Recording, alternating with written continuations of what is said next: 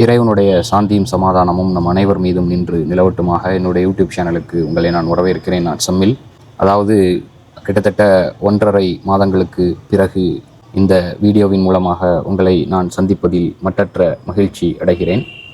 சில தனிப்பட்ட காரணங்கள், வேலைப்பளு ஆகியவை காரணமாக 1.5 மாதங்களாக என்னால் காணொளிகள் போட முடியவில்லை.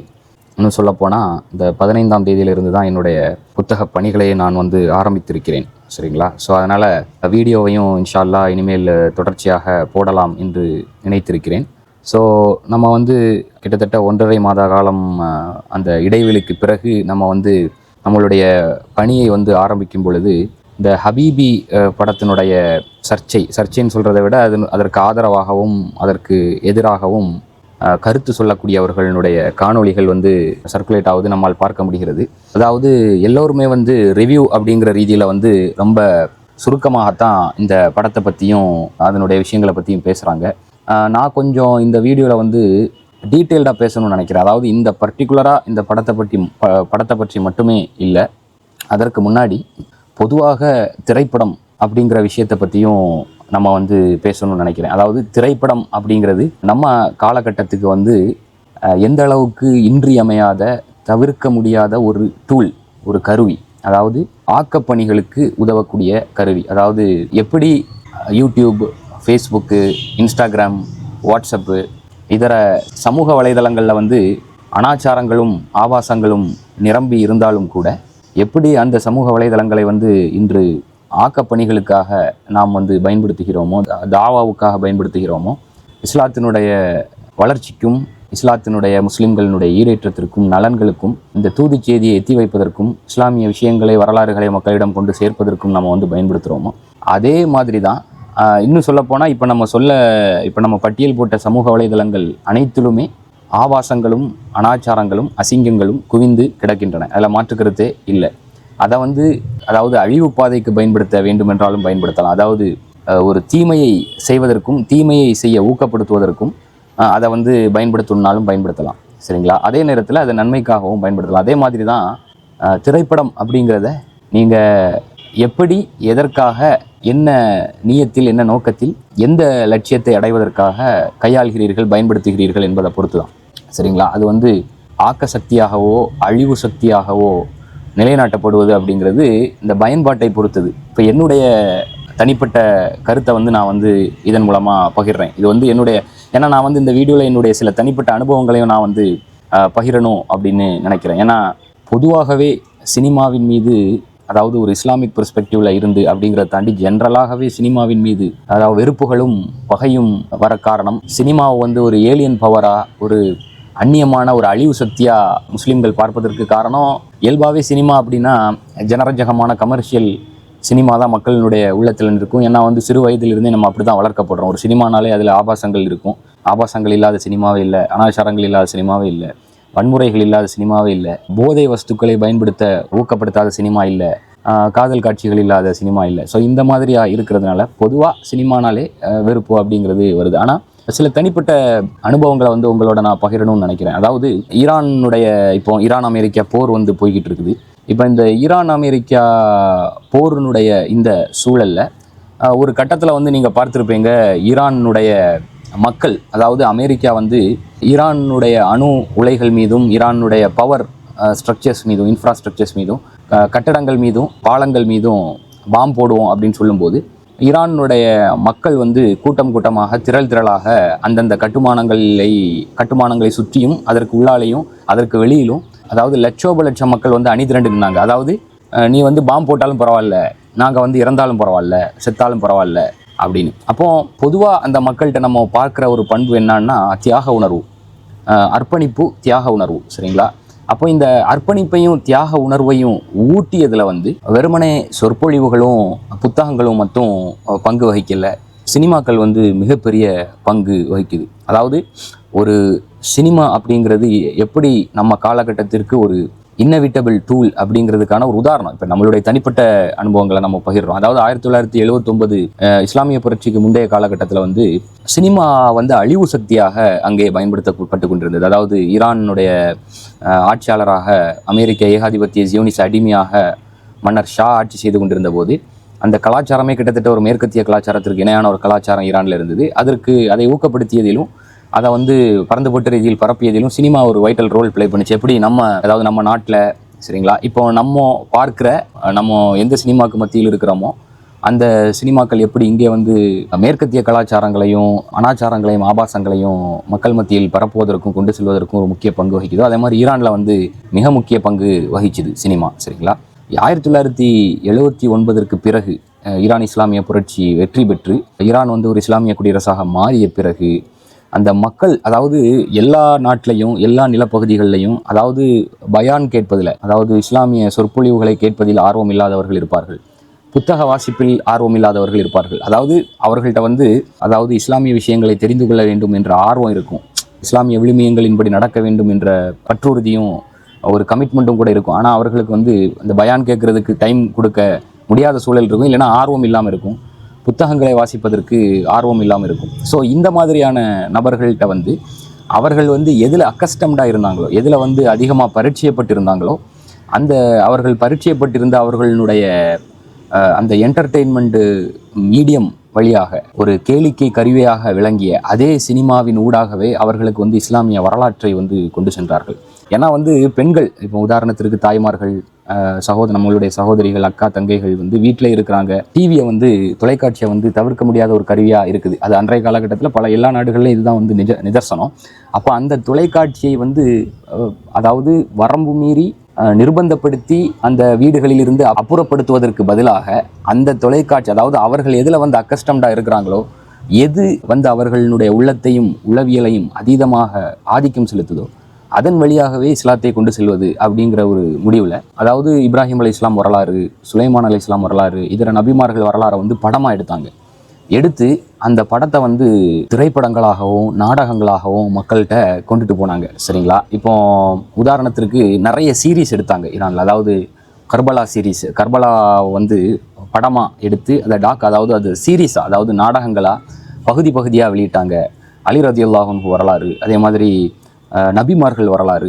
இப்போ உதாரணத்திற்கு சமீபத்தில் வந்த முகமது நபி ஸல்லல்லாஹு அலைஹி வஸல்லம் வரலாறு கூட ஒரு ஈரானிய திரைப்படம். அதே மாதிரி என்னுடைய தனிப்பட்ட அனுபவத்தில் நம்ம வந்து கர்பலாவுக்கு பின்னால் நடந்த புரட்சிகளை பற்றி ஆய்வு செய்யும் பொழுது முக்தார் இப்னு அபூ உபைதா ஸகஃபியினுடைய அந்த வரலாறு வந்து, அதாவது அந்த வரலாறை வந்து என்னால் அக்சஸ் பண்ண முடியல இலக்குவா. ஆதாரபூர்வமான மைய நீரோட்ட முக்கியமான முதன்மையான வரலாற்று ஆக்கங்களில் வந்து அங்கங்கே இருந்து தேடி பல நிகழ்வுகளை வந்து நம்ம சேகரிக்க வேண்டியிருந்த சூழலில் முக்தார் இப்னு அபூ உபைதா ஸகஃபியினுடைய புரட்சி பற்றிய குறைந்தபட்ச முதல் அறிமுகத்தை எனக்கு வழங்கியதே வந்து முக்தார் நாமா அப்படிங்கிற ஒரு ஈரானிய இதுதான். இப்போ அந்த முக்தார் நாமாவில் வரக்கூடிய எல்லா நிகழ்வுகளையும் நம்ம வந்து சரி அப்படின்னு நம்ம வந்து சொல்லலை. ஆனால் அந்த வரலாற்றில் இப்படியான நிகழ்வுகள் நடந்தது அப்படிங்கிறதுக்கான ஒரு குறைந்தபட்ச அறிமுகத்தை நமக்கு வழங்கியதோடு, இந்த நிகழ்வுகளை வந்து நம்ம வரலாற்று பூர்வமான ஆதாரபூர்வமான நூல்களில் ஆய்வு செய்து அதனுடைய நம்பகத்தன்மையை உறுதி செய்ய வேண்டும் அப்படிங்கிற ஒரு எண்ணத்தையும் எனக்கு ஊட்டியது வந்து அந்த முக்தார் நாமா. அப்போ இப்போ உதாரணத்திற்கு கர்பலாவுக்கு பிறகு கிட்டத்தட்ட 2-3 புரட்சிகள் நடக்கிறது. இமாம் ஜெயிதுனுடைய புரட்சி, சௌரத் தௌவாபினுடைய, அதாவது ரெவல்யூஷன் ஆஃப் தி ரிப்பன்டர்ஸ்ன்னு சொல்லுவாங்க, தௌபா செய்து இமாம் ஹுசைனுக்காக நம்ம பழி தீர்க்கணும் அப்படிங்கிற ரீதியில் போராடி ஷஹீதாவாங்க. அதே மாதிரி முக்தாரினுடைய புரட்சி, முக்தார் இப்னு அபூ உபைதா ஆமீர் இப்னு அல் ஜர்ராங்கிறது உமர் ரலியல்லாஹு அன்ஹுவால் படை தளபதியாக நியமிக்கப்பட்டவர். அந்த அபூ உபைதா ஆமீர் இப்னு அல் ஜர்ரா ஸகஃபியினுடைய மகன் தான் வந்து முக்தார். ஸோ இந்த முக்தாரினுடைய புரட்சியையும் அதனுடைய வரலாற்றையும் அறிமுகப்படுத்தினதில் ஈரானுடைய அந்த முக்தார் நாமா வந்து ஒரு முக்கிய பங்காற்றுச்சு அப்படின்னு சொன்னால் அது மிக இல்லை. அப்போது நான் சுருக்கமாக சொல்ல வர்றது என்ன அப்படின்னா, அந்த சினிமா துறை அப்படிங்கிறது ஒரு இன்னைய தேதிக்கு ஒரு பவர்ஃபுல்லான, அதாவது நம்ம வந்து வருடக்கணக்கில் உழைத்து பேசி எழுதி தாக்கம் செலுத்தும், அதாவது வருடக்கணக்கில் நம்ம வந்து ஒரு 100 பேர்கிட்ட இல்லை 1000 பேர்கிட்ட தாக்கம் செலுத்தும் அப்படின்னா, ஒரு மாதம் ஓரிரு மாதங்கள் அல்லது 2 மாதங்கள்லேயே இந்த சினிமா அப்படிங்கிற கருவி வந்து அதே விஷயத்தை நம்ம வந்து 5 வருஷமாக 6 வருஷமாக எவ்வளோ பேர்கிட்ட கொண்டுட்டு போய் சேர்த்துருப்போமோ அதை வந்து இது 2 மாதங்களில் அல்லது 3 மாதங்களில் கொண்டுட்டு போய் சேர்க்கிற அளவுக்கு மிக சக்தி வாய்ந்த ஆற்றல் மிக்க ஒரு கருவியாக ஒரு ஊடகமாக இருக்குது அப்படிங்கிறத எக்ஸ்பிளைன் பண்ணுறதுக்கு இப்போ நான் சாதகமான ஒரு எக்ஸாம்பிளை சொன்னேன். இனி ஒரு 2 பாதகமான எக்ஸாம்பிளை நம்ம சொல்லணும்னு நினைக்கிறேன். இன்னொரு சாதகமான எக்ஸாம்பிள் என்னன்னா உமர் சீரிஸ்.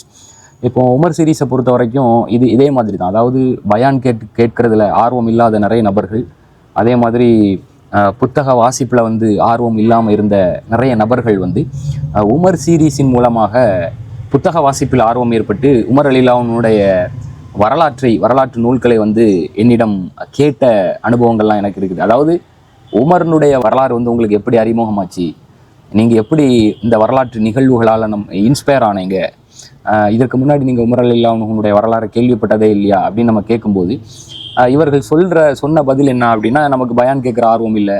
சரிங்களா? இப்போ பயான்கள்னால எப்படி இருக்குன்னு ஒரு ஸ்டீரியோடிப்பிக்கலான அச்சுப்பதிவு மாதிரியான ஒரு பிம்பம் வந்து சிறு வயதிலிருந்தே அவர்கள் மீது அவர்களுடைய உள்ளத்திலும் உளவியலிலும் பதிந்ததனுடைய விளைவா அப்போ அந்த பயான்கள்ல இருந்து அவங்க வந்து தூரமாக விலகி நிற்கிறாங்க. அதே நேரத்தில் புத்தகங்களை வாசிப்பதற்கான ஆர்வமும் அவர்கள்ட்ட இல்லை.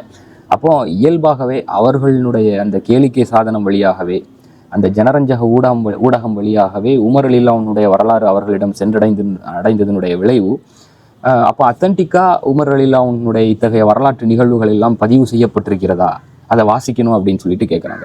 இது 1-2 பேர் இல்லை, பல பேர் உமர் அலிலாவுனுடைய வரலாறை அந்த சீரீஸ் மூலமாக இன்ஸ்பயர் செய்யப்பட்டு நம்மிடம் அவங்களுடைய வரலாற்று நூல்களை கேட்ட அனுபவங்களும் இருக்குது. ஸோ அப்போ இதே மாதிரி அதாவது நம்ம என்ன சொல்ல வரோம்னா, அப்போ இந்த ஊடகம், சினிமா, அந்த சீரீஸு, இந்த டாக்குமெண்ட்ரி இது வந்து எம்மாதிரியான ஒரு பங்கை வகிக்குது, இங்கிலீஷில் சொல்கிறதா இருந்தால் இன்னவிட்டபிள் டூல், இன்னைக்கு தவிர்க்க முடியாத ஒரு ஊடகமாக சாதனமாக எப்படி இருக்குது அப்படிங்கிறதுக்கான சில உதாரணம் தான். இப்போ இந்த ஈரானுடைய எக்ஸாம்பிளை நம்ம வந்து சொன்னதுக்கு மெயின் காரணமே ஈரானுடைய அந்த நிலப்பரப்பில் வாழ்ந்த மக்களினுடைய உள்ளத்திலும் உளவியலிலும் மாசா, அதாவது வள்ளிசா மொத்தமாக குறுகிய காலகட்டத்திலேயே அந்த அர்ப்பணிப்புக்கான தியாக உணர்வுக்கான அந்த விதையை விதைத்ததிலும், அதாவது ஷஹாதத்தினுடைய உண்மைத்தன்மையையும் அதற்காக கிடைக்கும் கூலியையும் வந்து அதாவது கொண்டுட்டு போய் சேர்த்ததிலும், குறுகிய காலகட்டத்திலே கொண்டு போய் சேர்த்ததிலும் சினிமாவுடைய பங்கு வந்து மிக அளப்பரியது. சரிங்களா? அபரிமிதமானது, அளப்பரியது. அதனால தான் மாசா வந்து அவர்களால் வந்து அதாவது நீங்கள் அந்த மாற்றத்தை வந்து அந்த மக்கள்கிட்ட வந்து பரந்துபட்ட ரீதியில் வந்து பார்க்க முடியுது. ஏன்னா இன்னைய தேதிக்கு நீங்கள் என்னதான் வந்து இது ஹராம் ஹராம் ஹராம் ஹராம்னு நீங்கள் சொல்லி பிளாங்கெட் ஸ்டேட்மெண்ட் கொடுத்து அந்த சினிமாவை வந்து முஸ்லீம்கள்கிட்ட இருந்து தூரப்படுத்தினாலும், தெரிந்தோ தெரியாமலோ அறிந்தோ அறியாமலோ அந்த ஊடகத்தை அவர்கள் வந்து பயன்படுத்த வேண்டிய நிலைக்கு தள்ளப்படுகிறார்கள் ஏதோ ஒரு விதத்தில். சரிங்களா? அவர்கள் வந்து இப்போ தொலைக்காட்சியை துறக்கும் போது செய்தி பார்க்கணும்னு தொலைக்காட்சியை துறக்கிறாங்க. அப்போ செய்தியை வாசிக்கும் பொழுது சினிமாவை பற்றின ஆடு வருது.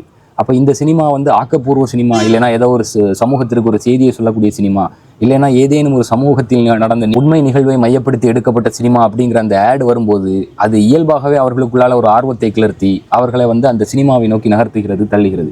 சரிங்களா? அப்போ ஏதோ ஒரு வகையிலோ பல வகைகளிலோ சினிமா அப்படிங்கிறது, திரைப்படம் அப்படிங்கிறது இன்னைய தேதிக்கு வந்து தவிர்க்க முடியாத ஒரு டூலாக, கருவியாக இருக்கிறது. ஸோ அப்போ அதை எப்படி நம்ம வந்து நம்மளுடைய இன்ட்ரெஸ்ட்டை அச்சீவ் பண்ணுறதுக்கு, கோலை அச்சீவ் பண்ணுறதுக்கு ஒரு ப்ராபகேஷன் டூலாக, சரிங்களா, பிரச்சாரத்திற்கான கருவியாக, மக்களிடம் இந்த செய்தியை எடுத்து செல்வதற்கான கருவியாக நம்ம பயன்படுத்துகிறோம் அப்படிங்கிறத பொறுத்து தான் இருக்குது. ஏன்னா வந்து இதனுடைய இம்பேக்ட் அப்படிங்கிறது வந்து பாரதூரமான இம்பேக்ட், மிகப்பெரிய, அதாவது குறுகிய காலகட்டத்தில் அதீத தாக்கத்தை செலுத்தக்கூடிய இன்னைய தேதிக்கு இருக்கக்கூடிய மிக பவர்ஃபுல் டூல் தான் சினிமா. இப்போ யூடியூப் எடுத்துக்கிடுங்க. இப்போ நம்ம வந்து அதாவது இப்போ நீங்கள் லிட்ரலாக எல்லா விஷயத்தையுமே பொருளில் அதாவது நூல் பிடித்து கொண்டு அணுகினால், இப்போ நபிகளார் காலகட்டத்தில் வந்து இந்த மாதிரியான தொலைத்தொடர்பு சாதனங்களோ தொழில்நுட்பங்களோ இல்லாத காலகட்டத்தில் மக்கள் அமர்ந்திருப்பாங்கன்னா மக்கள்கிட்ட வந்து நேரடியாக தான் பயான் பண்ணாங்க.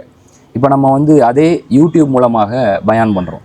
அப்போ யூடியூப் மூலமாக பயான் பண்ணுறதுனுடைய நோக்கம் என்னன்னா, நம்மோடு இல்லாதவர்கள், நமக்கு நெருக்கமாக இல்லாதவர்கள், நம்மிடமிருந்து தூரமாக இருப்பவர்களுக்கு நாம் சொல்லக்கூடிய செய்தி போய் சேரணும் அப்படிங்கிறதுக்காக. ஆனால் அதே யூடியூப்பை வந்து அதாவது அனாச்சாரத்திற்காகவும், ஆபாசத்தை தூண்டுவதற்காகவும், வன்முறையை தூண்டுவதற்காகவும், கெட்ட செயல்களை செய்வதற்காகவும், அசிங்கமான செயல்களை செய்வதற்காகவும், அதை தூண்டுவதற்காகவும், அதை ஊக்கப்படுத்துவதற்காகவும் பயன்படுத்தி கொண்டு தான் இருக்கிறாங்க. அதே யூடியூப்பில் வந்து நீங்கள் யூடியூப்பை திறந்தாலே ரெக்கமெண்டேஷன்ஸில் வந்து ஆபாசமான, அசிங்கமான காட்சிகள் வந்து வரதான் செய்யுது. ஆனால் இன்றைக்கி யூடியூப்புங்கிறது ஒரு தவிர்க்க முடியாத கருவி ஆகிட்டு. அப்போது அவ்வளவு ஆபாசங்கள், அசிங்கங்கள், அனாச்சாரங்களுக்கு மத்தியில் யூடியூபில் பேசக்கூடியவர்களும் அந்த பேச்சை கேட்கக்கூடியவர்களும், யூடியூபில் பயான் செய்யக்கூடியவர்களும் அந்த பயானை கேட்கக்கூடியவர்களும் அதை வந்து ஆக்க சக்தியாக பயன்படுத்துகிறார்கள். அதை வந்து ஒரு உன்னத நோக்கத்திற்காக பயன்படுத்துகிறார்கள். அதாவது சத்தியத்தையும் உண்மையையும் மக்களுக்கு எடுத்து சொல்வதற்காக இந்த கருவியை வந்து, மீடியத்தை வந்து பயன்படுத்துகிறார்கள். ஏன்னா இன்னைய தேதிக்கு வந்து யூடியூப் அப்படிங்கிறது நம்ம காலகட்டத்தில் ஒரு தவிர்க்க முடியாத டூல், ஒரு மீடியம். இன்ஃபேக்ட் அதில் வந்து ஆபாசங்களும் அனாச்சாரங்களும் அந்த ஊடகத்திற்குள் நிரம்பி இருந்தால் கூட நம்ம அதை எப்படி பயன்படுத்துகிறோம் அப்படிங்கிறத பொறுத்து இருக்கு. நம்ம இந்த கருவியை, இந்த ஊடகத்தை பயன்படுத்துவதன் மூலமாக மக்கள் பயன்பெறுகிறார்களா? ஏன்னா மக்களிடம் நம்ம என்ன நோக்கத்திற்கு இந்த கருவியை பயன்படுத்துகிறோமோ அந்த நோக்கம் நிறைவேறுகிறதா அப்படிங்கிறது தான் இதில் மிக மிக முக்கியம். இந்த அப்ஜெக்டிவை வந்து ஈரானிய திரைப்படங்கள் வந்து ஈரான் நிலப்பரப்பில் வந்து மிகப்பெரிய அளவில் அச்சீவ் பண்ணிச்சு, மிகப்பெரிய சக்ஸஸை கொடுத்தது. ஏன்னா நமக்கு தெரியும், நம்மளுடைய தாய்மார்கள், நம்மளுடைய பாட்டி இவர்கள் காலகட்டத்திலலாம் இப்போ வரைக்கும் இருக்குது அந்த நாடக கலாச்சாரம் அப்படிங்கிறது. அதாவது இரவு ஒரு 6:30-7 மணிக்கு பிறகு, எனக்கு தெரிஞ்ச அளவில் இரவு ஒரு 6:30-7 மணிக்கு பிறகு வந்து நாடகத்திற்கு வந்து அடிக்ட் ஆகிரு. அதாவது எனக்கு தெரிஞ்சு இது வந்து பல்வேறு முஸ்லீம் ஊர்களில் உள்ள பல்வேறு முஸ்லீம் ஜமாத்துகளில் இது ஒரு இயல்பான யதார்த்தமான ஒரு விஷயமாகவே இருக்குது. சரிங்களா? அதாவது நாடகத்திற்கு அடிக்ட் ஆயிடுறாங்க. பிற மத சகோதர சகோதரிகளை தாண்டி முஸ்லீம் சகோதரிகளிடம் இருந்தே அந்த நாடகம் அப்படிங்கிற அந்த மேட்டரை வந்து, அந்த ஒரு அடிக்ஷனை வந்து பிரிக்கிறது ரொம்ப கஷ்டமாக இருக்குது. என்னதான் அவங்க வந்து இப்போ அவங்க வந்து தொழுவாங்க. நான்ப்பா என்னுடைய அனுபவத்தில் வந்து 5 நேரம் தொழக்கூடிய, இன்ஃபேக்ட் நோன்பு நோற்று 30 நோன்பை நோற்று 6 நோன்பை நோக்கக்கூடிய, தராவிஹ் தொழுகையை விடாமல் தொழக்கூடிய, தஹஜ்ஜுத் கூட தொழக்கூடியவர்கள் கூட இந்த நாடகம் அப்படிங்கிற விஷயத்தில் வந்து உட்கார்ந்து இன்றைக்கும் இன்னவிட்டபிளாக தவிர்க்க முடியாத அளவில் பார்க்கக்கூடியவர்களாக இருக்கிறாங்க. இந்த ஒரு மீடியத்தை ஈரான் வந்து பயன்படுத்தினாங்க. எப்படின்னா, அதே நாடகம் அப்படிங்கிற ஒரு கருவியை பயன்படுத்தி இஸ்லாமிய வரலாறுகளையும் இஸ்லாமிய அதாவது தூது செய்தியையும் ஏன்னா சத்தியத்தையும் எடுத்து சென்றார்கள். சரிங்களா? இது வந்து மிகப்பெரிய அளவில் ஈரானில் வந்து வெற்றியை கொடுத்தது, சக்ஸஸ் ரேட்டை கொடுத்தது. சரிங்களா? ஏன்னா அந்த தாய்மார்கள் வந்து இதற்கு முன்னாடி புரட்சி வெற்றி பெறுவதற்கு முன்னாடி எந்த விஷயத்தில் அடிக்ட் ஆகிருந்தாங்களோ அந்த அடிக்ஷனையே ஒரு ஆக்க சக்தியாக அவர்கள் மாற்றுகிறார்கள். சரிங்களா? ஆக்க சக்தியாக மாற்றி அந்த ஊடகத்தின் வழியாக அதே நாடகம்தான். ஆனால் இப்போ வந்து இமாம் ஹுசைனுடைய வரலாறை பேசக்கூடிய நாடகமாக இருக்கும், இமாம் அலியினுடைய வரலாறை டெய்லி 1/2 மணி நேரம் டிவியில் டெலிகாஸ்ட் பண்ணக்கூடிய நாடகமாக இருக்கும், முக்தார் நாமாவை இல்லைனா இப்ராஹிம் அலைஹிஸ்ஸலாம் வரலாற்றை, சுலைமான் அலைஹிஸ்ஸலாம் வரலாற்றை, நபிகளார் வரலாற்றைன்னு இப்படி நாடகத்தின் மூலமாகவே அவர்கள் அந்த தியாக உணர்வையும் தூதி செய்தியினுடைய அடிப்படையும் சத்தியத்தையும் இஸ்லாமிய வரலாற்றையும் மக்களுடைய உள்ளத்தில் ஊட்டினார்கள். இதன் மூலமாக அவர்களை வந்து பயான்களை நோக்கியும் புத்தகத்தை நோக்கியும் திருப்பினார்கள். சரிங்களா? இது மிகப்பெரிய விஷயம். சரிங்களா? ஒரு இன்டலெக்சுவல் ரெவல்யூஷன், அதாவது Kaleem Siddiqui stages of Islamic ரெவல்யூஷனில் சொன்ன மாதிரி intellectual revolution is an indispensable prerequisite for a physical revolution அப்படின்னு ஒரு நடைமுறைபூர்வமான ஒரு புரட்சிக்கு இன்றியமையாத முன் தேவை அப்படிங்கிறது அறிவுசார் புரட்சி அப்படின்னு. அப்போ அந்த அறிவுசார் புரட்சி அப்படிங்கிற விஷயத்துக்கு எப்படி புத்தகங்களும் எழுத்துகளும் கதைகளும் கட்டுரைகளும் பயான்களும் சொற்பொழிவுகளும் வந்து முக்கிய பங்காற்றுகிறதோ, அதைவிட வீரியமாகவும் தீவிரமாகவும் விசாலமாகவும் அதீதமாகவும் பங்காற்றக்கூடிய மிக சக்தி வாய்ந்த ஒரு சமகால கருவி தான் ஊடகம் தான் சினிமா. சரிங்களா? திரைப்படம். ஸோ அப்போது இந்த திரைப்படத்தினுடைய அந்த தொடர்களை, நாடகங்களை எப்படி, அதாவது எதை மையப்படுத்தி எடுக்கிறோம், எப்படி எடுக்கிறோம், என்ன நோக்கத்திற்காக எடுக்கிறோம், எந்த லட்சியத்தை இலக்கை அடைவதற்காக எடுக்கிறோம் அப்படிங்கிறதெல்லாம் இருக்குது. இப்போ நம்ம ஒரு 2 எக்ஸாம்பிள் சொன்னோம். அதாவது என்னுடைய தனிப்பட்ட அனுபவத்தில் முக்தார் இப்னு அபூ உபைதா ஸகஃபியினுடைய வரலாற்றை பேசக்கூடிய அந்த டாக்குமெண்ட்ரி மீன்ஸ் அது அந்த சீரீஸையும் சொன்னேன், உமர் சீரீஸையும் சொன்னேன். இது ஆக்க சக்தியாக முஸ்லீம்கள்கிட்ட வந்து அந்த வாசிப்பு பழக்கத்தையும் வரலாற்று வாசிப்பையும் ஊக்கப்படுத்துவதற்கும் புத்தகங்களை நோக்கி திருப்புவதற்கும் இஸ்லாமிய வரலாறை நோக்கி திருப்புவதற்கும் எப்படி ஒரு முக்கிய பங்காற்றி இருக்குது இந்த தொடர்கள் அப்படிங்கிறது என்னுடைய தனிப்பட்ட அனுபவத்தில் நம்ம சொல்கிறோம். அப்போது இந்த திரைப்படங்கள் வந்து ஆக்க சக்தியாக பயன்பட்டிருக்கிறது. ஆனால் அதே நேரத்தில் இப்போ நம்ம வந்து இந்திய நிலப்பரப்பில் வாழ்ந்துட்டு இருக்கிறோம். இதே திரைப்படம், இதே ஊடகம் வந்து எப்படி முஸ்லீம்களுக்கும் இஸ்லாத்திற்கும் எதிரான ஒரு பவர்ஃபுல்லான டூலாக பயன்பட்டிருக்கிறது, தொடர்ந்து பயன்படுத்தப்பட்டு கொண்டிருக்கிறது. இதுக்கு முன்னாடியும் பயன்பட்டிருக்குது, தொடர்ந்து பயன்பட்டு கொண்டிருக்கிறது அப்படிங்கிறதுக்கான உதாரணமாகவும் ஒரு 2-3 திரைப்படங்களை சொல்லலாம். உதாரணத்திற்கு ஒரு 2 நாட்கள் முன்பு ஒரு சகோதரரிடம் பேசி கொண்டிருக்கும் போது அவர் வந்து ஒரு திரைப்படத்தை சொன்னார், துரந்தர் அப்படின்னு. இப்போ அந்த திரைப்படத்தை நான் பார்க்கல. அப்போது அந்த திரைப்படத்தை பற்றி சொல்லும் பொழுது அது ஒரு ஆப்வியஸாக ஒரு இஸ்லாமோஃபோபிக் மூவி தான். சரிங்களா? இஸ்லாமிய வெறுப்பை பிரச்சாரம் செய்யக்கூடிய ஒரு இஸ்லாத்திற்கு எதிரான, முஸ்லீம்களுக்கு எதிரான ப்ராப்பகேண்டா முன்வைக்கக்கூடிய பியூர் ப்ராப்பகேண்டா மூவி. சரிங்களா? அப்போது அந்த திரைப்படத்தை வந்து இந்த சகோதரர் வந்து திரையரங்கில் பார்த்துட்டு இருக்கும் பொழுதே அவருக்கு என்ன மாதிரியான உணர்வு ஏற்படுதுன்னா, அங்கே வந்து அவர் பகிர்ந்துக்கிட்ட விஷயம், அங்கே வந்து ஒரு முஸ்லீம் குடும்பம் வந்துருக்குது, ஃபர்தா அணிஞ்சு குடும்பத்தோடு வந்திருக்கிறாங்க இந்த படத்தை பார்க்குறதுக்கு. அப்போ இவருக்கு வந்து இந்த படம் முடிவில் வந்து ஒரு அச்ச உணர்வு ஏற்பட்டுட்டு, என்ன அச்ச உணர்வு அப்படின்னா, இந்த படத்தினுடைய முடிவில் படம் முடிச்சுட்டு வெளியில் வரும்போது ஒருவேளை அந்த முஸ்லீம் குடும்பத்தை இவர்கள் டார்கெட் செய்து ஏதேனும் செய்து விடுவார்களோங்கிற அளவுக்கு அச்ச உணர்வு ஏற்பட்டுட்டு. ஏன்னா அந்த படம் அவ்வளவு தூரம் இஸ்லாத்திற்கு எதிராகவும் முஸ்லீம்களுக்கு எதிராகவும் எதிர்மறையான ஒரு பிம்பத்தை சித்தரிப்பதில் வெற்றி பெற்றிருக்கு அப்படின்னு சொல்லிட்டு சொல்கிறாரு. சரிங்களா? அப்போ இது வந்து இன்னைக்கு நேற்று நடக்கல. அதாவது நம்ம தமிழ் சினிமாவை எடுத்துக்கிட்டா விஜயகாந்த் தொடங்கி அர்ஜுன் தொடங்கி கமலஹாசன், விஜய், இந்த இவர்களுடைய பல படங்களில் வந்து முஸ்லீம்கள் வந்து அதாவது இன்னைய தேதி வரைக்கும் எனக்கு தெரிஞ்சு பயங்கரவாதிகளாகவும் தீவிரவாதிகளாகவும் குண்டு வைப்பவர்களாகவும் எதிர்மறையான விஷயங்களை செய்யக்கூடியவர்களாகவும், சரிங்களா, சமூகத்திற்குள் இருக்கக்கூடிய ஒரு அழிவு சக்தியாகவும் இந்த மக்களுக்கு தீங்கு கேடு விளைவிக்கக்கூடியவர்களாகவும் தான் சித்தரிக்கப்பட்டிருக்காங்க, காண்பிக்கப்பட்டிருக்கிறாங்க. இதை வந்து இப்போ 2014 வந்து பிஜேபி ஆட்சிக்கு வந்ததுக்கு பிறகு இந்த டூலை வந்து இந்த மீடியமை வந்து இந்த ஊடகத்தை வந்து பயங்கரமாக எக்ஸ்ப்ளாய்ட் பண்ணி அதனுடைய விளைவாக வந்தது தான் இந்த கேரளா ஸ்டோரி உள்ளிட்ட திரைப்படங்கள். சரிங்களா? இப்போ அமரன் ஒரு திரைப்படம் வந்தது. அதாவது காஷ்மீரில் உள்ள மக்கள் போராட்டங்களையே இழிவுபடுத்துறது மாதிரியான ஒரு திரைப்படம். இப்போ அந்த அமரன் திரைப்படத்தினுடைய பொய்களை உடைத்து நம்ம கூட ஒரு சில 1-2 வீடியோ பேசியிருப்பேன். அதாவது குலாம் முகமதுனுடைய காஷ்மீரின் பாதி விதவைகள் புத்தகங்களை மையப்படுத்தியும் இன்னைக்கு காஷ்மீர் சம்பந்தமாக ஒரு 3-4 புத்தகங்களை மேற்கோள் காட்டியும் நம்ம வீடியோ பேசியிருப்போம். அந்த அமரன் திரைப்படத்தில் சித்தரிக்கப்பட்டுள்ள காஷ்மீர் முஸ்லீம்களினுடைய பிம்பத்திற்கு நேர் எதிரான ஒரு பிம்பம் வந்து எப்படி அங்கே நிலவுது, எப்படி அந்த மக்கள் காஷ்மீர் மக்கள் தரப்பில் அதாவது காஷ்மீர் மக்கள் தரப்பில் எப்படி நியாயம் இருக்குது, அது எம்மாதிரியான நியாயம், எப்படி அவர்கள் பாதிக்கப்பட்டு கொண்டிருக்கிறார்கள், எந்த அளவுக்கு பாதிக்கப்பட்டிருக்கிறாங்க, எந்தெந்த வழிவகைகளில் எந்தெந்த முறைகளில் பாதிக்கப்பட்டிருக்கிறாங்க நம்ம பேசுகிறோம். அப்போ நம்ம பேசுகிறது எத்தனை பேருக்கு போய் ரீச் ஆகிருக்கும், சரிங்களா? அது எவ்வளோ நாள் எடுக்கும் பல பேரை போய் ரீச் ஆகிறதுக்கு? அந்த ஒற்றை திரைப்படத்தின் மூலமாக வெறும் 3 மணி நேரத்திலேயே லட்சக்கணக்கான, இன்னும் சொல்லப்போனால் கோடிக்கணக்கான மக்களுக்கு வெறுமனே ஒரு 2-3 மாதங்களிலேயே ஒரு முஸ்லீம்களை பற்றிய, காஷ்மீர் முஸ்லீம்களை பற்றிய நேர் எதிர்மறையான ஒரு பயங்கரமான சித்திரத்தை கொடுப்பதில் எப்படி இந்த ஊடகத்தின் மூலமாக இவர்கள் வெற்றி பெற்றிருக்கிறார்கள். இதுதான் ரொம்ப ரொம்ப முக்கியமானது. அதே மாதிரி இன்னொரு சகோதரர்கிட்ட பேசிகிட்டு இருக்கும்போது அவுரங்காசீப்புக்கு எதிரான திரைப்படத்தையும் சொன்னார். அவுரங்காசீப்பினுடைய வரலாற்றை எப்படி எதிர்மறையாக சித்தரித்து திரைப்படம் எடுத்திருக்கிறாங்க அப்படின்னு. இன்னும் சொல்லப்போனால் இப்படியான திரைப்படங்கள் வந்து வரும்பொழுதெல்லாம் அல்லது வந்து வெற்றி நடை போடும் பொழுதெல்லாம் முஸ்லீம்களே கூட்டம் நடத்தியிருக்கிறாங்க. என்னுடைய அறிவுக்குட்பட்டு கண்டன கூட்டங்கள் நடத்தியிருக்கிறாங்க, நடிகர்களை எதிர்த்து போராட்டங்கள் செய்திருக்கிறாங்க, டைரக்டர்ஸை எதிர்த்து போராட்டம் பண்ணியிருக்கிறாங்க. இன்ஃபேக்ட் சொல்ல போனால் இந்த ரோஜா, பாம்பே மாதிரிப்பட்ட திரைப்படங்கள் வரும் பொழுது மணிரத்னத்திற்கு எதிராக போராட்டம் நடத்தினதோடு மட்டும் இல்லாமல் மணிரத்னம் வீட்டின் மீதே தாக்குதல் தொடுக்கக்கூடிய அளவுக்கு போயிருக்கிறாங்க.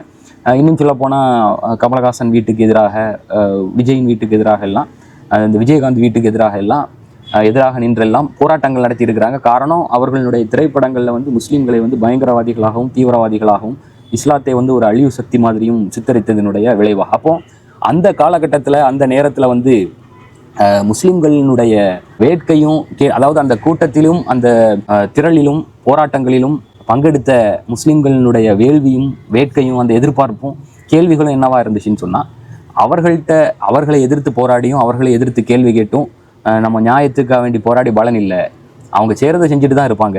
ஏன்னா அவர்களுடைய பதில் என்னன்னா, நான் வந்து இப்படி தான் படம் எடுப்பேன், உங்களால் முடிஞ்சதை பாருங்கள், சரிங்களா? அப்போ இவர்களுடைய எதிர்பார்ப்பு கேள்வி எப்பொழுது முஸ்லீம்களை உள்ளபடியே முஸ்லீம்களினுடைய யதார்த்தத்தை சொல்லக்கூடிய, இங்கே இருக்கக்கூடிய முஸ்லீம் சமூகத்தினுடைய உண்மையை பேசக்கூடிய, இல்லைனா முஸ்லீம்களை பற்றி ஆக்கப்பூர்வமாக மக்களிடம் கொண்டு சேர்க்கக்கூடிய, இப்போ நீ திரைப்படமே வேண்டான்னு சொன்னால் எம்மாதிரியான திரைப்படங்கள், எப்படிப்பட்ட திரைப்படங்கள் எடுத்தாலும் நீ வந்து அதற்கு ரியாக்ட் பண்ணாமல் இருக்கணும். ஆனால் நீ வந்து இஸ்லாத்திற்கு எதிராகவும் முஸ்லீம்களுக்கு எதிராகவும் எடுக்கப்படக்கூடிய திரைப்படத்திற்கு வந்து நீங்கள் ரியாக்ட் பண்ணுறீங்க, அதை கண்டிக்கிறீங்க, அது எதிராக போராட்டம் நடத்துகிறீங்க, அதுக்கு எதிராக பேசுகிறீங்க, அதுக்கு எதிராக அதை நினைத்து வருந்துகிறீர்கள். தொடர்ந்து முஸ்லீம்களை தீவிரவாதி மாதிரியே சித்தரிச்சிட்டு இருக்கிறாங்க. அப்போது உள்ளபடியே முஸ்லீம்கள் யார், எப்படிப்பட்டவர்கள், இஸ்லாம் என்ன சொல்லுது, இஸ்லாத்தினுடைய வாழ்வியல் என்ன, முஸ்லீம்கள் எப்படி இருக்கணும்னு சொல்லக்கூடிய ஒரு படத்தை நீயா எடுக்கக்கூடாது, அல்லது அப்படி எடுக்கக்கூடிய திறமையும் ஆற்றலும் இருக்கக்கூடியவர்களை நீயே ஊக்கப்படுத்தக்கூடாது. ஏன்னா அப்படியான ஒரு எண்ணமும் அப்படியான ஒரு வேட்கையும் அந்த போராட்டங்களில் கலந்து கொண்டிருந்த சில முஸ்லீம்களினுடைய வாய்களிலேயே வந்ததை நம்ம கேட்டிருக்கிறோம். அப்போ இஸ்லாத்திற்கு ஆதரவாகவும் முஸ்லீம்களுக்கு ஆதரவாகவும் அல்லனா முஸ்லீம்களினுடைய யதார்த்தத்தை சித்தரிப்பது போன்று யாராவது படம் எடுக்க மாட்டார்களா? அப்படியான படங்கள் வராதான். ஸோ அப்போ உள்ளபடியே வந்து நீங்கள் வந்து ரியாக்ட் பண்ணுறீங்க. ஏன்னா ஒரு சைடில் வந்து முஸ்லீம்களுக்கு எதிராகவும் இஸ்லாத்திற்கு எதிராகவும் இப்படியான திரைப்படங்கள் எடுக்கிறாங்க. அந்த திரைப்படங்கள் உள்ளபடியே குறுகிய காலகட்டத்தில் மிகப்பெரிய தாக்கத்தை ஏற்படுத்துகிறது அப்படின்னு. அப்போ அழிவு சக்தியாக இஸ்லாத்திற்கு பாதகமாக முஸ்லீம்களுக்கு எதிராக எடுக்கப்படக்கூடிய திரைப்படத்திற்கு நேர் எதிராக நீங்கள் வந்து இஸ்லாத்திற்கு அனுகூலமாக முஸ்லீம்களுக்கு ஆதரவாக சார்பாக யதார்த்தத்தை பேசக்கூடிய, உண்மையை பேசக்கூடிய, இல்லைனா உள்ளபடியே ஒரு இஸ்லாமிய வாழ்வியலை பேசக்கூடிய இம்மாதிரியான திரைப்படங்களை நீங்கள் ஏன் எடுக்க முன்வரக்கூடாது? சரிங்களா? ஏன்னா நீங்கள் வந்து அந்த திரைப்படங்களுக்கு ரியாக்ட் பண்ணாமல் இருந்தால் பிரச்சனை. நீங்கள் ரியாக்ட் பண்ணுறீங்க. அப்போ ரியாக்ட் பண்ணுறதுக்கு என்ன அர்த்தம்னு சொன்னால், இன்னைய தேதிக்கு திரைப்படம் அப்படிங்கிறதும் சினிமா அப்படிங்கிறதும் ஒரு தவிர்க்க முடியாத கருவி அப்படிங்கிறதான் அர்த்தம். நீங்கள் ரியாக்ட் பண்ணுறதுக்கு அதான் அர்த்தம். ஆக முஸ்லீம்களை வந்து எதிர்மறையாக சித்தரிக்கிறாங்க, பயங்கரவாதி மாதிரி சித்தரிக்கிறாங்க, தீவிரவாதிகளாக சித்தரிக்கிறாங்க. அப்போ அதை பார்க்கக்கூடிய நான் முஸ்லீம்கள் எல்லாம் எங்களை பற்றி என்ன நினைப்பாங்க? சுற்றி இருக்கக்கூடிய அவர்களை ஒரு நல்லிணக்கத்தோடு வாழக்கூடிய இந்துக்கள், முஸ்லீம்கள், கிறிஸ்தவர்கள் எல்லாம் இணைந்து வாழக்கூடிய இந்த பன்முக சமூகத்தில் முஸ்லீம்கள் பற்றிய எம்மாதிரியான எண்ணங்கள் வந்து நான் முஸ்லீம்களுடைய உள்ளத்தில் ஏற்படும்? நான் முஸ்லீம்கள் வந்து இதை எப்படி பார்ப்பாங்க? எவ்வளோ தூரத்துக்கு அவர்களுடைய உள்ளத்திலும் உளவியலிலும் இது பாதிப்பை ஏற்படுத்தும்லாம் நீங்கள் சிந்திக்கிறீங்க. ஏன்னா உங்களுடைய மனசில் வந்து நீங்கள் அறிந்தோ அறியாமலோ விரும்பியோ விரும்பாமலோ சினிமா அப்படிங்கிறது ஒரு தவிர்க்க முடியாத, ஒரு அவாய்ட் செய்ய முடியாத ஒரு கருவி, ஒரு ஊடகம் அப்படிங்கிறது உங்களுடைய உள்ளத்தில் வந்து ஆழமாக பதிஞ்சிருக்குது. அதனால தான் நீங்கள் ரியாக்ட் பண்ணுறீங்க. இது இவ்வளோ பெரிய தாக்கத்தை ஏற்படுத்துவதால் தான் இம்மாதிரியான சினிமாவை நீ எப்படி எடுக்கலாம் நீங்கள் கண்டிக்கிறீங்க, நீங்கள் அதை விமர்சிக்கிறீங்க, அதற்கு எதிராக நீங்கள் பேசுகிறீங்க. அப்போ உள்ளபடி நீங்களே ஒத்துக்கிடுறீங்க சினிமா அப்படிங்கிறது ஒரு இன்றியமையாத கருவி. அப்போ அந்த கருவியையும் அந்த ஊடகத்தையும் அந்த ஒரு ஒரு ஒரு பவர்ஃபுல்லான ஒரு டூலையும் ஏன் நீங்கள் தாவாவுக்காக பயன்படுத்தக்கூடாது? இப்போ ஷார்ட் ஃபிலிம்ஸ்லாம் சகோதரர்கள் எடுக்கிறாங்க, சரிங்களா? அது 3 நிமிஷம் 4 நிமிஷம் வரக்கூடிய விஷயம். அந்த 3 நிமிஷம் 4 நிமிஷம் ஷார்ட் ஃபிலிம்ஸே வந்து அபாரமான தாக்கத்தை ஏற்படுத்துகிறது, அதீதமான தாக்கத்தை ஏற்படுத்துகிறது, சரிங்களா? நான் முஸ்லீம்ஸ்ட. ஏன்னா அவர்கள் வந்து நம்ம பயான் பண்ணுறோம், சரிங்களா? நான் முஸ்லீம்ஸில் எத்தனை பேர் வந்து இந்த பயான்களை கேட்குறாங்க, இந்த சொற்பொழிவுகளை கேட்குறாங்க, எத்தனை பேர் அதில் ஆர்வம் காட்டுறாங்க? எத்தனை நான் முஸ்லீம்ஸ் வந்து இஸ்லாமிய புத்தகங்களை உட்கார்ந்து வாசிக்கிறதுல, முஸ்லீம்களே புத்தக வாசிப்பில் ஆர்வம் காட்ட மாட்டேங்கிறாங்க. முஸ்லீம்கள்கிட்டையே புத்தக வாசிப்பின் மீது ஆர்வம் குன்றி தான் இருக்குன்னு நான் எல்லாத்தையும் சொல்லலை, பொதுவாக நிலவக்கூடிய ஒரு விஷயத்தை தான் சொல்கிறேன். எக்ஸப்ஷன்ஸ் இருக்கிறாங்க. அப்போ பொதுவாக வந்து எவ்வளோ நான் முஸ்லீம்ஸ் வந்து அந்த இஸ்லாமிய சொற்பொழிவுகளை கேட்பதிலும் இஸ்லாமிய புத்தகங்களை வாசிப்பதிலும் ஆர்வம் காட்டுறாங்க? ரொம்ப கம்மி. ஆனால் கிட்டத்தட்ட முக்கால்வாசி, எனக்கு தெரிஞ்சு 99% நான் முஸ்லீம்ஸ், இல்லைனா 98% நான் முஸ்லீம்ஸ் வந்து பிற மத சகோதரர்கள் வந்து படம் பார்க்குறாங்க. அப்போ அந்த திரைப்படம், சினிமா அப்படிங்கிற கருவியின் மூலமாகவே அவர்களுக்கு இஸ்லாத்தை எடுத்து செல்லும் ஒரு உயரிய, ஒரு அருமையான, ஒரு ஆக்கப்பூர்வமான பணிகளை வந்து இந்த சகோதரர்கள் செஞ்சுட்டு இருக்கிறாங்க ஷார்ட் ஃபிலிம்ஸ் மூலமாக. இதன் மூலமாக என்கிட்ட வந்து ஒரு சகோதரர் பகிர்ந்துக்கிட்டாரு, நான் வந்து இந்த ஷார்ட் ஃபிலிம்ஸின் மூலமாகவே கிட்டத்தட்ட 15,000 திருக்குரானை வந்து நான் முஸ்லீம்ஸுக்கு கொடுத்துருக்குறேன். அதை அவங்க ஓதலை, அதனால் அவர்கள் இஸ்லாத்தை ஏற்றுக்கொள்கிறார்கள், ஏற்றுக்கொள்ளவில்லை அப்படிங்கிறது ரெண்டாவது. ஆனால் திருக்குரான் நான் முஸ்லீம்ஸை சென்றடைகிறதுக்கு இது வந்து நம்ம காலகட்டத்தில் ஒரு பவர்ஃபுல்லான ஒரு கருவியாக, ஒரு மிக வலுவான ஒரு ஊடகமாக அமைஞ்சிருக்கு. இதை தவிர்க்க முடியாது. ஏன்னா அவர்கள் திரைப்படத்தில் தான் ஆர்வமாக இருக்கிறாங்க, அதாவது நாடகத்தில் ஆர்வமாக இருக்குது, புத்தக வாசிப்பில் ஆர்வம் இல்லை, அதே நேரத்தில் பயான்கள் கேட்கறதுல, சொற்பொழிவில் ஆர்வம் இல்லை. அப்போ அவர்களுக்கு எப்படி ஈரான் வந்து அந்த அடிக்ஷனை, அனாச்சாரத்தின் மீதான, ஆபாசத்தின் மீதான, திசை திருப்பல்களின் மீதான, வழிகேட்டின் மீதான அடிக்ஷனை ஒரு ஆக்கப்பூர்வமான ஒரு விஷயத்திற்காக அந்த அடிக்ஷனை வந்து திசை திருப்பிச்சோம். அவங்க அதில் அடிக்டாக இருக்கிறாங்க. அந்த அடிக்ஷனின் மூலமாகவே நம்ம வந்து இஸ்லாமிய வரலாற்றையும், நல்ல நன்மையான விஷயத்தையும், ஆக்கப்பூர்வமான விஷயத்தையும், தேவைப்படுற விஷயத்தையும் கொடுத்தால் என்னன்னு. அதே மாதிரி அந்த ஷார்ட் ஃபிலிம்ஸ் வந்து ஒரு வைட்டல் ரோல் ப்ளே பண்ணும். அப்போ ஷார்ட் ஃபிலிம் அப்படிங்கிறது ஒரு சிறிய அதாவது குறுகிய நேரத்தில் முடிவடையக்கூடியது.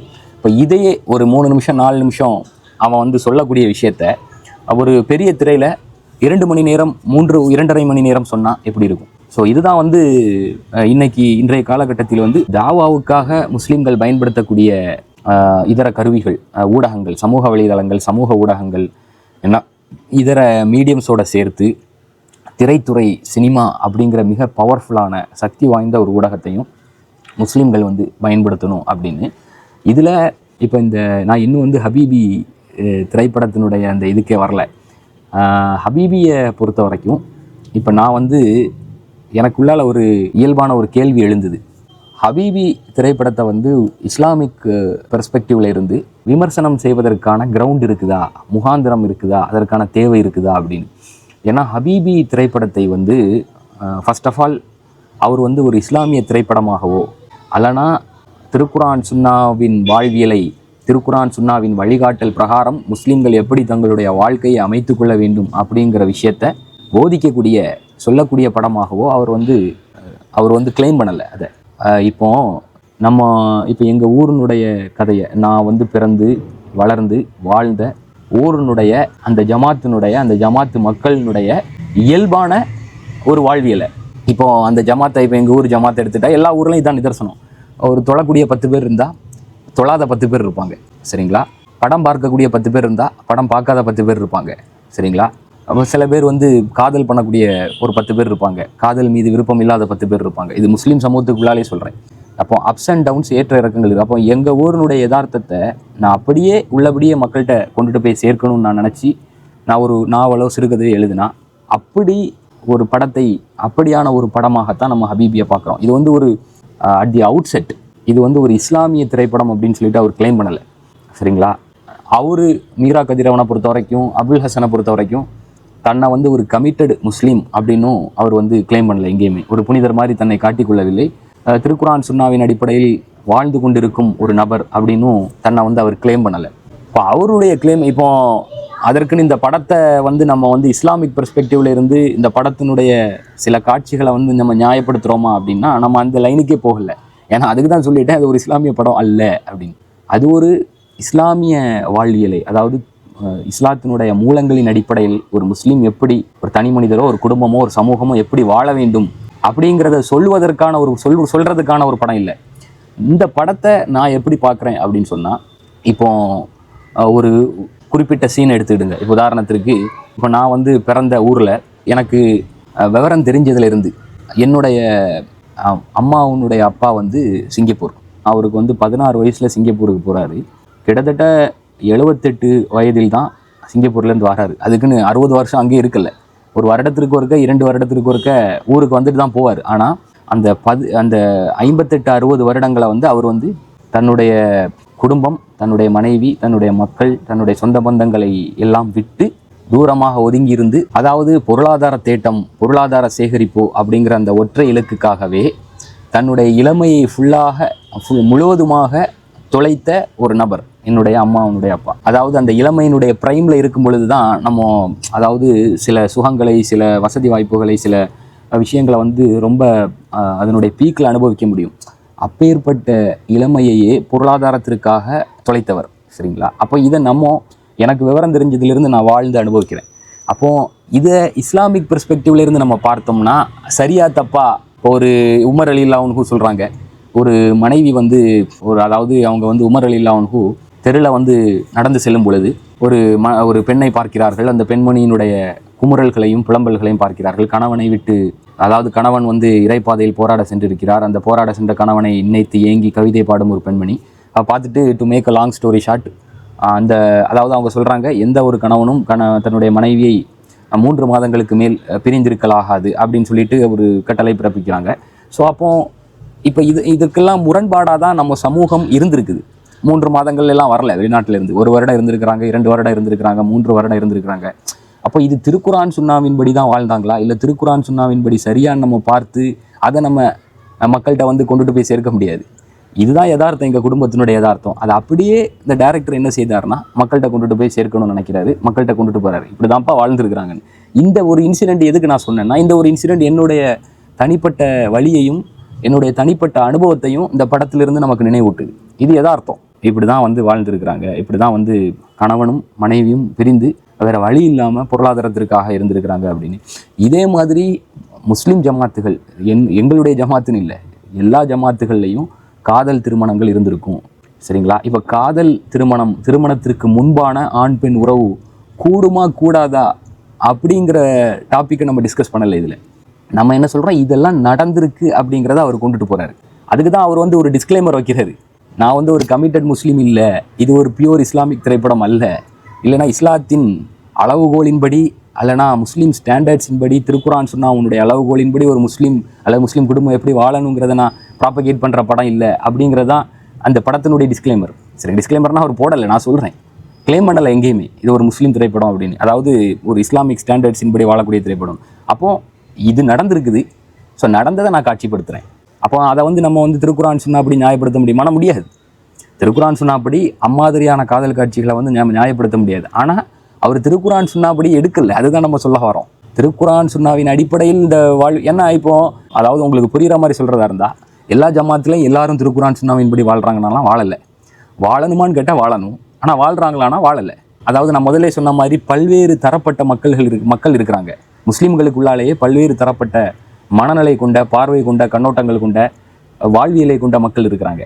அதான் சில பேர் அதாவது காதலிப்பாங்க, சில பேர் காதல் மீது வெறுப்பாக இருக்கும், சில பேர் இயல்பிலேயே காதலிப்பது வெறுப்பாக இருக்கும், சில பேருக்கு திருக்குரான் சுன்னாவின் அடிப்படையில் இஸ்லாமிய போதனைகளின் அடிப்படையில் வாழணும்னு நினைப்பாங்க. அதனால திருமணத்திற்கு முன்பான அந்த பெண்களுடனான அந்த பேச்சை எல்லாமே வந்து வெறுப்பாங்க. இப்போ அனைத்து தரப்பு மக்களும் ஒரு முஸ்லீம் சமூகத்துக்குள்ளால இருக்கிறாங்க.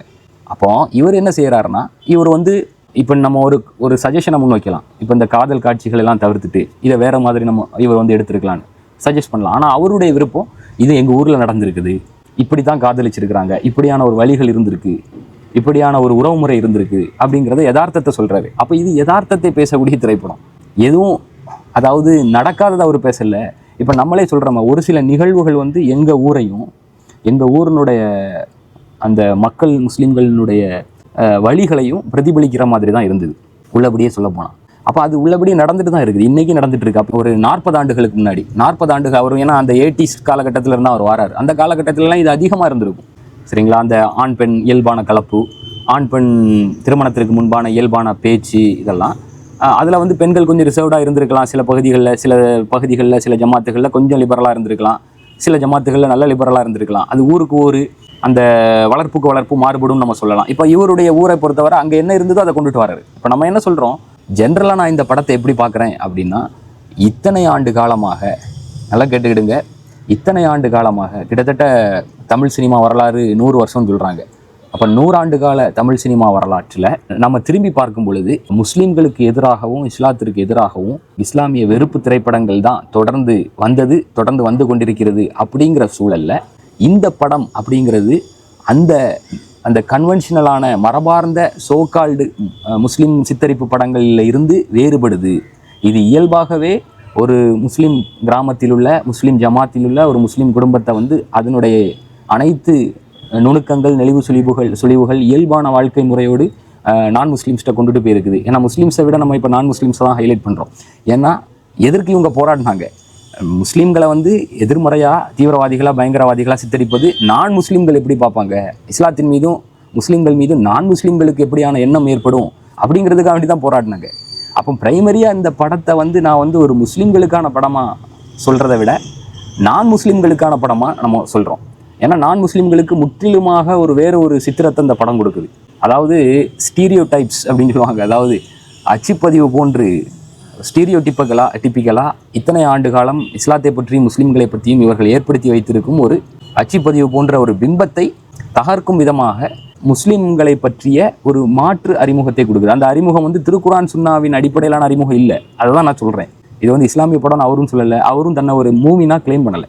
ஆனால் ஒரு நேர்நிலையான, அதாவது சாதகமான, இதுக்கு முன்னாடி வந்த திரைப்படங்கள் எல்லாம் இஸ்லாத்தையும் முஸ்லீம்களையும் பற்றிய பாதகமான பிக்சரை சித்தரிப்பை போர்ட்ரையில் கொடுத்து கொண்டிருந்த சூழலில் இது ஒரு நேர்நிலையான, சாதகமான, ஒரு அனுகூலமான ஒரு சித்தரிப்பை கொடுத்துருக்கு சரிங்களா.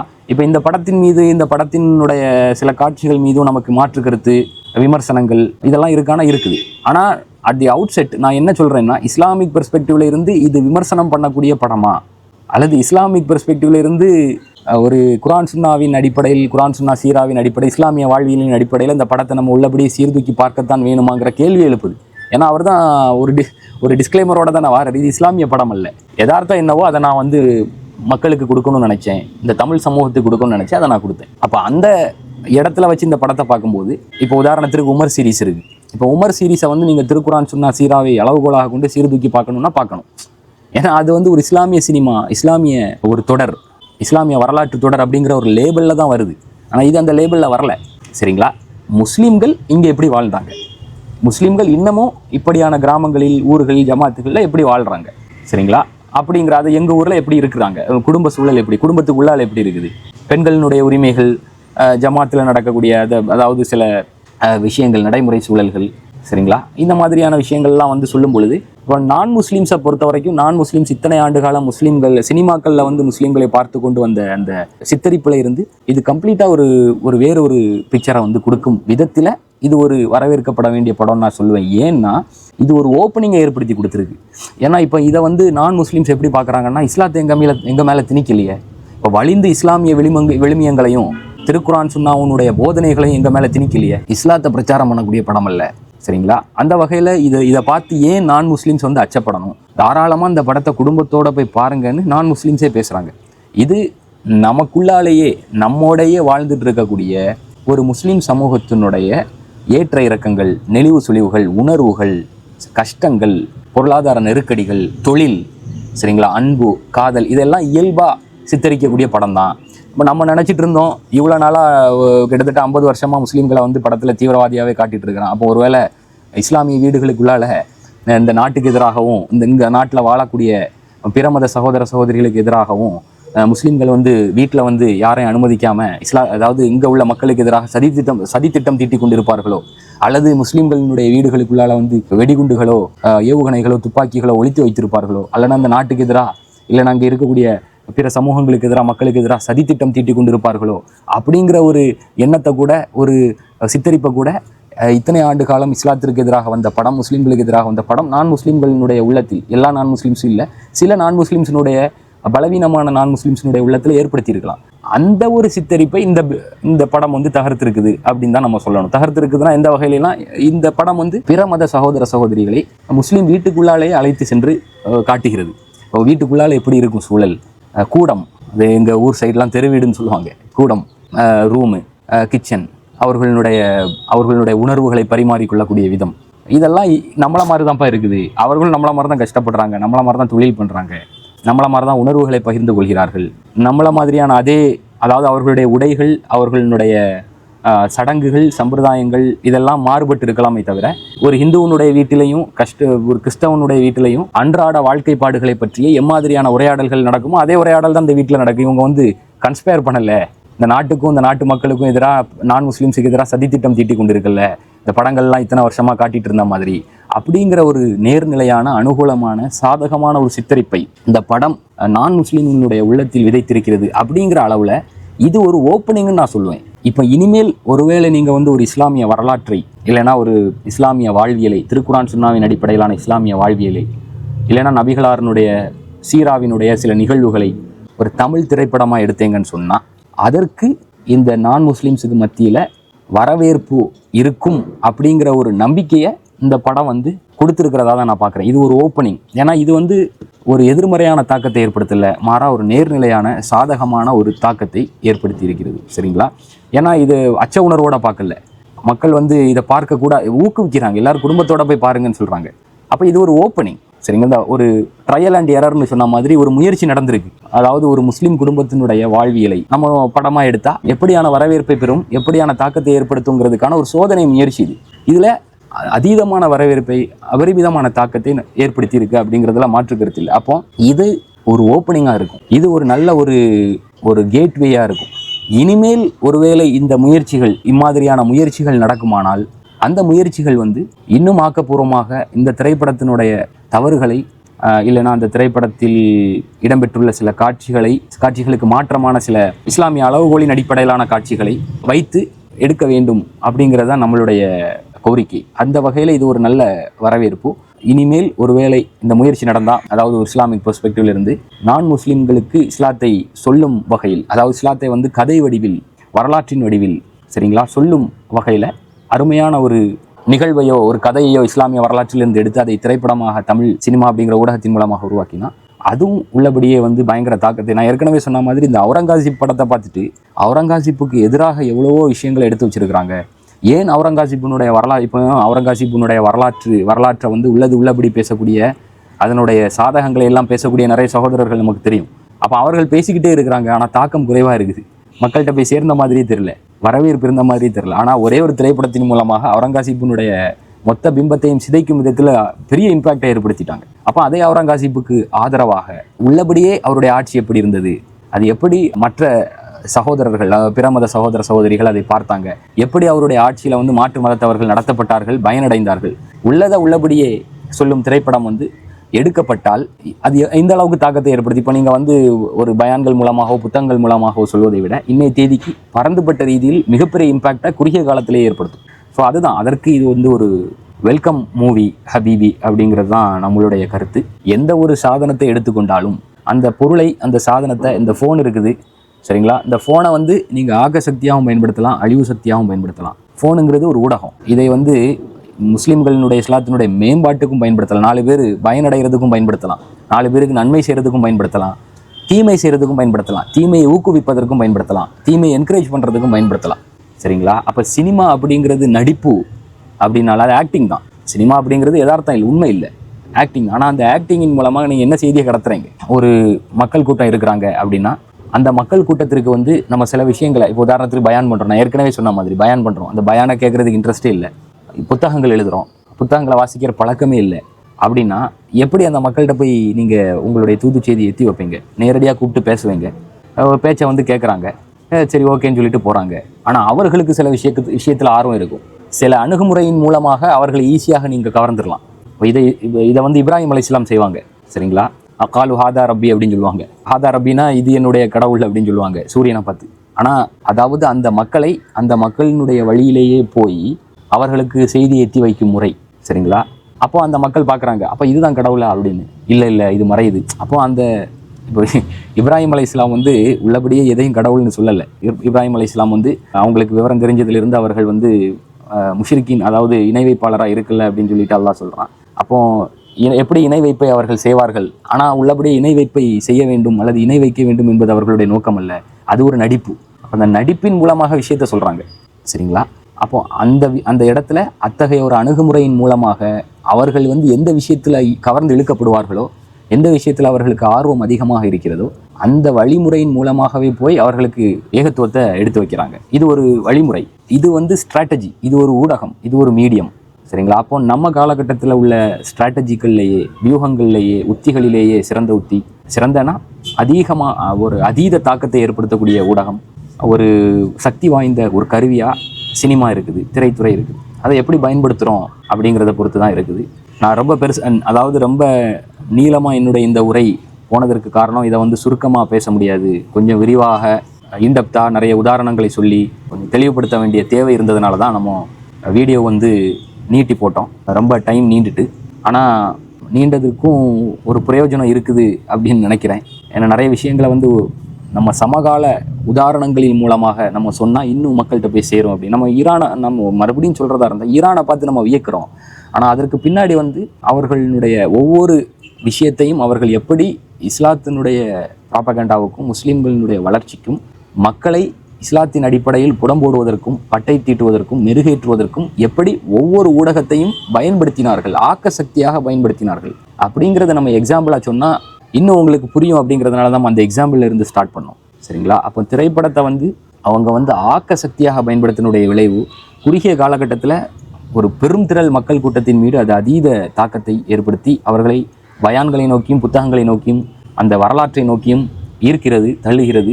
அதன் மூலமாக அவர்கள் பயனடைகிறார்கள், இஸ்லாத்தை வந்து நுகர்கிறார்கள். இப்போ அந்த படத்தை பார்த்துட்டு உதாரணத்திற்கு சுலைமான் அலைஹிஸ்ஸலாம் வரலாறு இருக்குது, இல்லைன்னா இப்ராஹிம் அலைஹிஸ்ஸலாம் வரலாறு இருக்குது படமாக, ஈரான் எடுத்த திரைப்படம். அப்போ அந்த இப்ராஹிம் அலைஹிஸ்ஸலாம் வரலாறை அந்த படத்தில் பார்க்கக்கூடியதே அவர்கள் வரலாறாக எடுக்கலை, அதனால் ஈர்க்கப்படுகிறார்கள், ஒரு கியூரியாசிட்டி ஏற்படுது. அப்போ அந்த கியூரியாசிட்டி வந்து அவர்களை வந்து மேலும் இதை பற்றி ரிசர்ச் பண்ணணுங்கிறத நோக்கி தள்ளுது. அப்போ புத்தகங்கள் படிக்கிறாங்க, இப்ராஹிம் அலைஹிஸ்ஸலாம் பற்றி ஆய்வு செய்கிறாங்க, சுலைமான் அலைஹிஸ்ஸலாம் பற்றி ஆய்வு செய்கிறாங்க. இப்படி அந்த சிந்தனையே இல்லாமல் இருந்தவர்கள், இஸ்லாத்தை விட்டும் தூரமாக இருந்தவர்கள், பயான்கள் கேட்கும் ஆர்வம் இல்லாமல் இருந்தவர்கள், புத்தகம் வாசிக்கும் ஆர்வம் இல்லாமல் இருந்தவர்கள், இஸ்லாமிய டச்சே இல்லாமல் இருந்தவங்களை இஸ்லாத்தை நோக்கி நகர்த்தியதில் இந்த ஊடகம் வந்து ஒரு வைட்டல் ரோல் ப்ளே பண்ணியிருக்கு சரிங்களா. ஸோ அதனால தான் நம்ம அந்த எக்ஸாம்பிளை சொல்லி நம்ம வந்து சொல்கிறோம். ஸோ இதோடு என்னுடைய இந்த உரையை வந்து நிறைவு செய்கிறேன். மீண்டும் அடுத்த காணொலியில் சந்திப்போம். நன்றி. நான் சம்மில். இறைவனுடைய சாந்தியும் சமாதானமும் நம் அனைவர் மீதும் நின்று நிலவட்டுமாக.